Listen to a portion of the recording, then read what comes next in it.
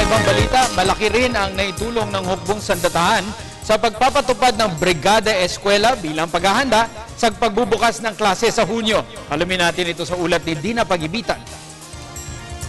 Sa pagpapatuloy ng Brigada Eskwela ng Department of Education para paghandaan ang nalalapit na namang pagbubukas ng klase, nagpapatuloy din ang bayanihan ng Armed Forces of the Philippines, partikular ang Philippine Army.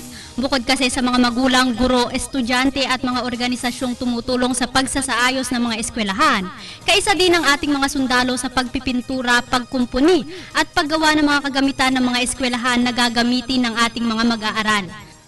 Manpower assistance tulad ng pagpipintura, carpentry, tapos inaayos po namin yung mga lababo, kung ano po yung dapat ipaayos.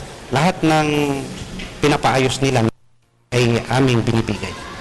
Nagsimula ang Brigada Eskwela noon lamang Mayo 20 at tatagal hanggang 25, kung saan buong puwersa ang ating mga sundalo sa pagsiguro ng mas maayos na pagbubukas ng school year 2013-2014.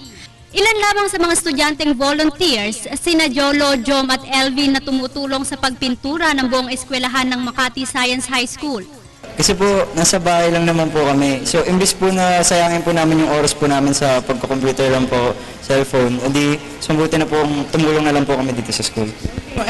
Yun po, volunteer po para po sa ikakaganda ng school. Samantala, may pakiusap naman ang ating mga sundalo sa mga mag-aaral na papasok ngayong Hunyo.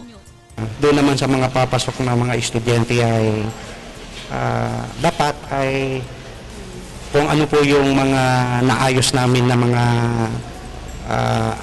dito sa school na to ay huwag naman ayusin, alagaan tulad ng yung mga nasirang pintuan at tulad ng mga vandalism doon sa mga pader ay huwag naman ulitin yun.